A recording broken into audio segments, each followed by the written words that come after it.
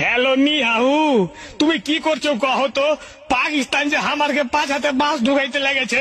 ধুর বুড়মারানির বেটা, আমি মরছি আমার টেনশনে রুইছে পাকিস্তানকে লিয়ে। আমার গোটা দেশ যে পুড়ে ছাড়খাড় হয়ে আলো এটা দেখার কেউ নাই। ওই পাকিস্তান ওর পাছে বাঁশ ঢুকেছে, এটা লেমাস্ত। আরে নিয়াহু বোকাচোদার বেটা, তুমি কেনে রাখছো কহ তো?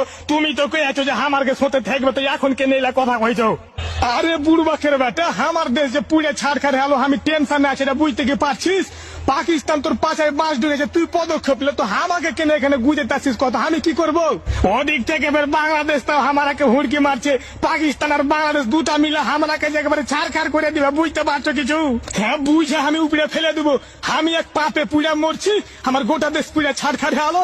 তুইও মুদিও বুড়ো মারানির বাটা, তুইও ওদিকে পাপ করে লেছিস বেশি। তোর পাখাতে বাঁশ ঢুকতে লেগে, তুই এখন তোর দেশ সামলা, আমি আমার দেশ সামলা। এলা হাকার ফোন টোন করিস না তো। হ্যাঁ খুবই ভালো কথা, তুমি মনে পাছা টেনে লিছো, আমেরিকাও পাছা টেনে লিছে। মধ্যখানে হামরাকে লাগছে মাঝ মাঠে মেরে ফেলবে, তোমরা দুই না মেলে হামরাকে। ধুর বুড়ো মারানির বাটাইলে আউল ফল বকিস না। তোকে আমি মারা করে হেনে যে গরুর মুদ বেশি করে খাইতে যাইস না। বেশি গরুর মুদ খেয়ে নিলি না, যারু আমি করতে লাগলি, তবে মুসলমানেরা তোরকে পিছনে লে আলো। কি দরকার মুসলমানকে পিছনে লাগাবে? এই এগুলা কথা বাদ দাও তো, যা হওয়ার হয়ে গে। এখন তোমরা আমাকে একটু সহযোগিতা করো না, তো রাতের ঘুম আমাকে হারাম হয়ে গে। হ্যাঁ আমি খেপা আছি, তোকে সহযোগিতা করতে যাবো। আমি নিজে কিভাবে বাঁচবে দিছে, আমি হাওড়া নিতে মরে গেল, আমার দেশ পুড়ে গেল, আমি তো আগুন নিভাইতে পারি না।